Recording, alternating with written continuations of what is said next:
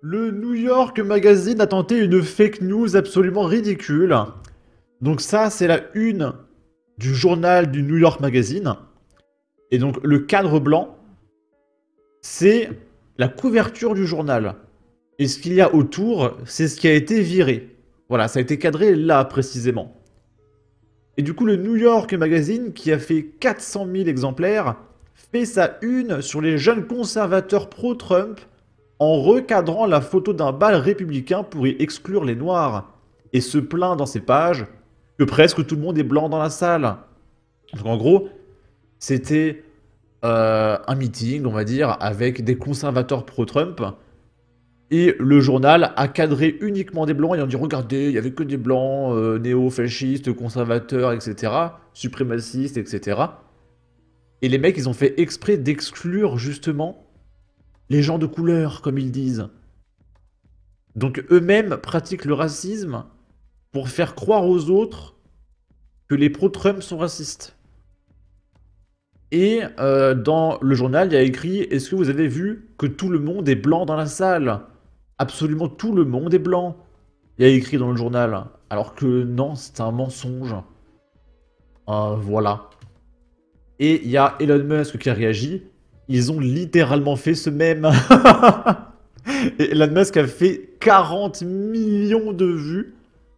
Donc encore une fois, vous pouvez pas mentir sur Twitter, arrêtez de mentir. Hein, vous pouvez mentir sur Blue Sky si vous voulez, mais vous ne pouvez pas mentir sur Twitter.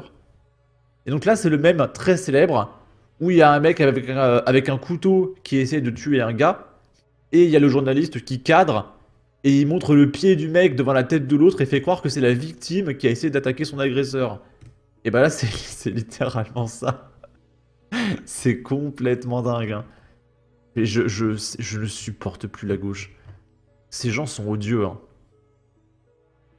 Là, on est dans un parc. Et il y a une vieille dame qui se fait afficher sur tous les réseaux par une nana de couleur, comme on dit à gauche. On va regarder ce qui se passe. Alors là, c'est la meilleure.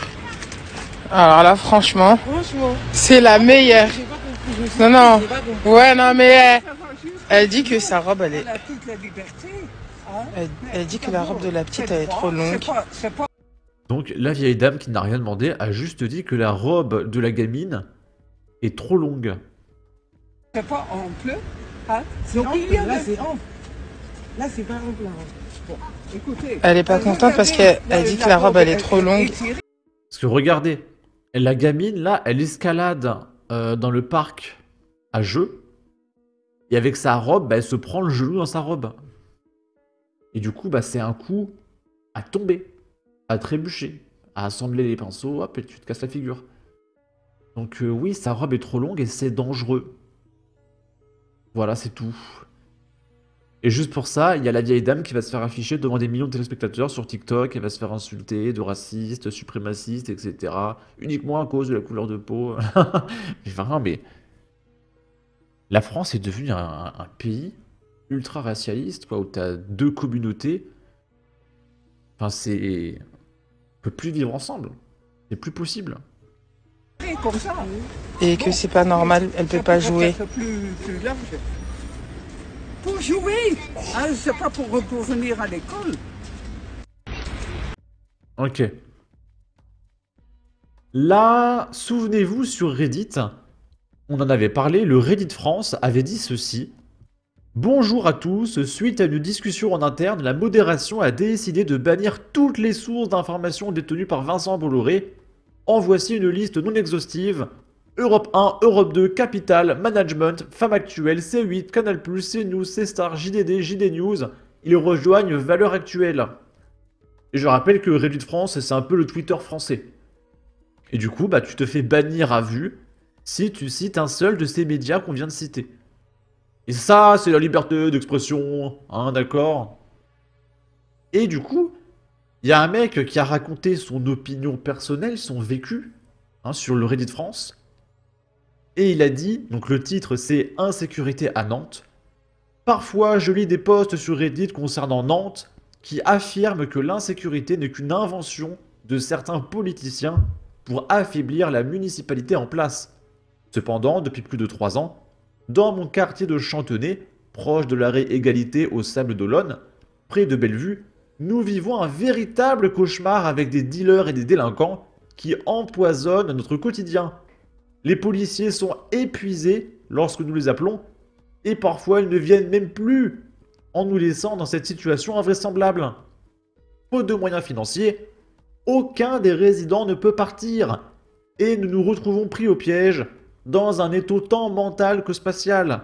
Ceux qui prétendent que l'insécurité est une invention font partie de l'omerta et nous crucifient sans le savoir. Et tout cela pourquoi? Pour des perspectives électorales?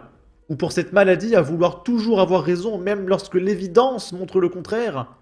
Oui, chaque jour je vois des papas et des mamans angoissés pour leurs gamins. D'autant que les tapages nocturnes empêchent ces derniers de dormir tranquillement et de se réveiller en forme pour l'école.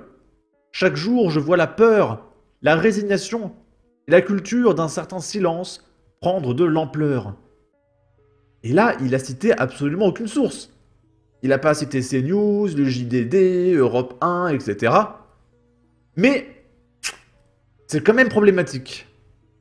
Et là, il y a un modérateur de Reddit France qui nous dit « Je ne sais pas vous, mais ce type de poste commence à m'emmerder grave. Il n'y a aucune omerta. Dans les grandes villes françaises, il y a de la délinquance et des mauvais quartiers, c'est normal. La délinquance est en forte baisse à Nantes. Par rapport à sa population, Nantes n'est pas une ville très dangereuse. » Désolé, mais c'est tellement débile.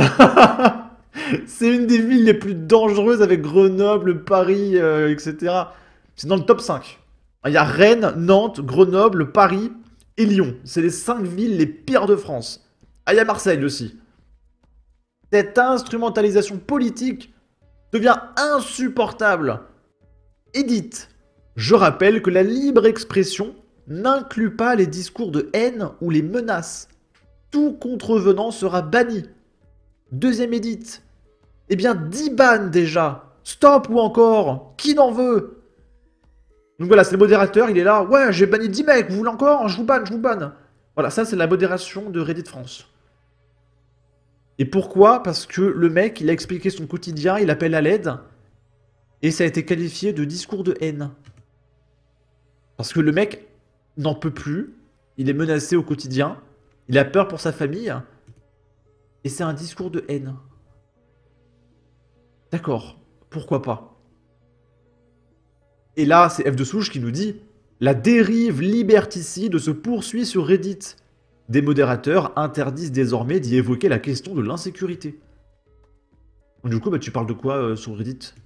Tu parles de recettes de pâtes, écologie, je sais pas, peut-être que c'est le discours de haine, l'écologie aussi. Là, il y a un mec qui nous dit « PTDR, Nantes, j'y étais allé en 2018, plus jamais !» Embrouille de racailles en plein centre-ville, des migrants partout en plein centre, encore plus que dans le 18e. La censure islamo-gauchiste dans toute sa splendeur. Bande de fils de leur maman un jour, vous aurez des comptes à rendre. Bon, sur ce, n'hésitez pas à donner votre avis, votre opinion, à partager, liker, commenter, ça aidera au référencement de la vidéo sur YouTube. Abonnez-vous, suivez-moi sur Twitter, prenez soin de vous, salut!